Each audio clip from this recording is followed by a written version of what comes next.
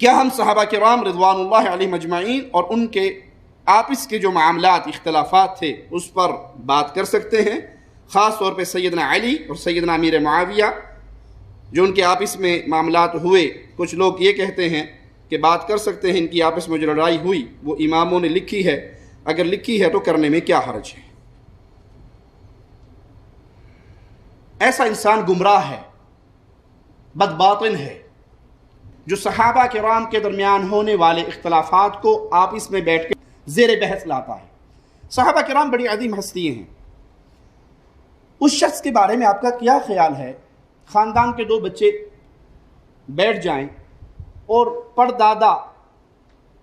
اور ان کا بھائی، ان کے درمیان جو اختلاف ہوا تھا اس کو لے کے بیٹھ جائیں، دادا بڑا ظالم تھا، پردادا اس سے بڑا ظالم تھا، نہیں اس کا بھائی بیچارہ ٹھیک تھا،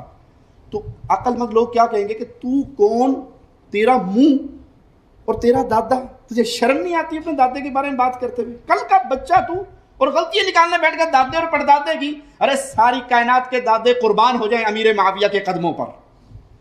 ساری دنیا کی عزتیں قربان ہو جائیں سیدنا مولا علی کے قدموں پر، تمہاری حیثیت کیا ہے؟ کل کے تم بچے ہو اور اٹھ کے کلام کرتے ہو صحابہ کرام کی ان پاک ہستیوں کے بارے میں، اس مبارک جماعت کے بارے میں جو اللہ کے پاس جا چکے،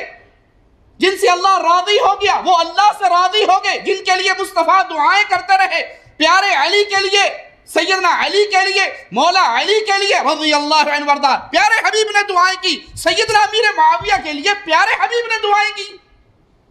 اللہ راضی ہوا سیدنا علی سے، اللہ راضی ہوا سیدنا امیر معاویہ سے۔ اہل سنت والجماعت کا یہ منہج ہے کہ مشاجرات صحابہ، اختلافات صحابہ کے درمیان جو ہوئے وہ اس پہ اپنی زبان کو بند رکھتے ہیں، ان کا معاملہ ان کے اللہ کے ساتھ ہے، اللہ ان سب سے راضی ہوا جنہیں محمد کی صحبت کا شرف حالت ایمان میں ملا۔ یہ رافضیت کا طریقہ کار ہے، اصول ہے، طریقہ واردات ہے کہ وہ جب دیکھتی ہے کہ ہم ڈائریکٹ صحابہ کو گالی دیتے ہیں تو پھر اہل سنت پبلک ہم سے بھاگتی ہے، تو وہ اہل سنت میں سے لوگوں کو خریدتے ہیں، اہل سنت میں سے اپنے کارندے تیار کرتے ہیں جنہوں نے لبادہ اہل سنت کا پہنا ہوا ہوتا ہے، اور حقیقت میں وہ رافضیت کے گندے نطفے ہوتے ہیں اور صحابہ کی مبارک ہستیوں پہ اپنی ناپاک گندی پلیت زبانوں کو دراز کرتے ہیں، جس کی بہت ساری مثالیں ہمارے سامنے موجود ہیں۔ اسحاق جھال والا مردود اسی قسم کے انسانوں میں سے تھا، انجینئر مرزا مردود اسی قسم کے انسانوں میں سے ہے جو صحابہ کی پاک ہستیوں کو اپنی گندی پلیت ناپاک زبان سے لوگوں کے سامنے ان کی حیثیت کو خراب کرنے کے لیے، رافضیت کے پیسوں پہ پلنے والا، ایران کے ٹکڑوں پہ پلنے والا یہ جانور صحابہ کے بارے میں اپنی زبان گندی دراز کرتا ہے، اور حقیقت میں اس کا من پلیت ہے، اس کے ماننے والے اس سے بڑے پلیت ہیں۔ پچھلے دنوں ایک بھائی نے مجھے اس کے کسی شاگرد کا یوٹیوب پہ ایک کلپ بھیجا، ایک کمنٹ بھیجا جس میں اس نے کہا کہ قیامت کا دن ہوگا تو میں امیر معاویہ کا گریبان پکڑوں گا اور میں اس سے پوچھوں گا کہ تو نے سیدنا عثمان کے قاتلوں سے بدلہ لینے کے لیے تحریک نہیں کھڑی کی بلکہ حکومت پہ قبضہ کرنے کے لیے کی۔ ارے مجرم، اللہ کی وحی کے کاتب کا دل تو نے آج چیر کے دیکھا ہے، جس کے بارے میں پیارے نبی صلی اللہ علیہ وسلم دعائیں کرتے ہیں، تم اپنی گندی ناپاک زبانوں کو اس کے خلاف دراز کرتے ہو۔ تو یہ رافضیت کے خدام ہیں، یہ ایران کے ٹکڑوں پہ پلنے والے بد باطن ہیں جنہوں نے صحابہ کی مبارک ہستیوں کو لوگوں کے سامنے دھندلا کرنے کی ناکام و نامراد کوشش کی ہے، اور اللہ کی قسم جب تک اہل الحدیث یہاں پر زندہ ہیں تب تک صحابہ کی صحابیت کا دفاع یہ کرتے ہی رہیں گے۔